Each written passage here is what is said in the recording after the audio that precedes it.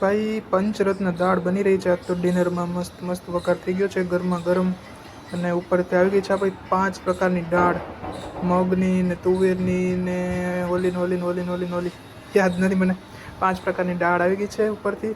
પંચરત્ન દાળ છે. I think તમે લોકો બનાવતા જશો ઘણી બધી વાર. બાકી ઉપરથી હવે ચટણી ને બધું મસાલા ને બધું આવી ગયું છે ને દાળ બનીને થઈ ગઈ છે તૈયાર. અને લાસ્ટમાં આવી ગઈ છે આપણી કોથમીર, કોરિએન્ડર. મસ્ત. હવે આપણે ડીશ લઈએ. પહેલાં મારે જે સલાડ બનાવવાનું છે તો ફટાફટ હું સલાડ બનાવી લઉં પહેલાં, ટમેટાં અને ડુંગળીનું. એક ટમેટા કાપવાનું સ્લાઇસ કરવાનું મશીન છે, અને ફર્સ્ટ ટાઈમ હું યુઝ કરું છું.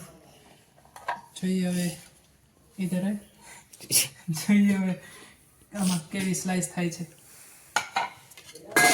વચ્ચેનું આપણે થોડુંક કાઢી લઈએ.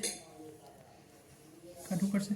હા, કે પછી કાઢી નાખશું? પહેલા પછી કાઢી નાખશું. આગળ આ ટમેટાને અહીંયા ઊંધું રાખીને બતાવજે.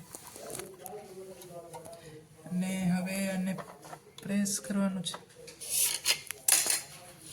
છાટા ન ઉડે. નહીં ઉડે એમ તો.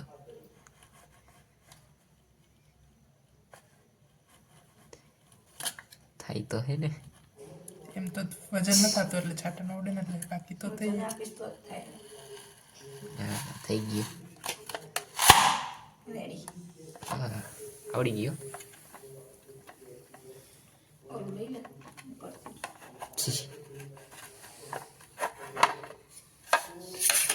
લાલ લાલ ટમેટા.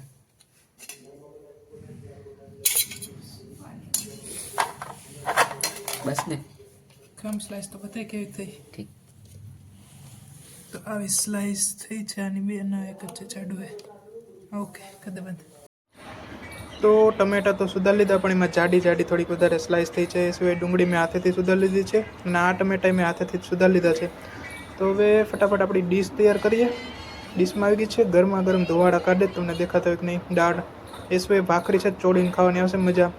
એ સિવાય અડદનો પાપડ શેકેલો છે. બાકી ડુંગળી, ટમેટા અને છાશ. મજા આવે જવાની છે ડિનરમાં.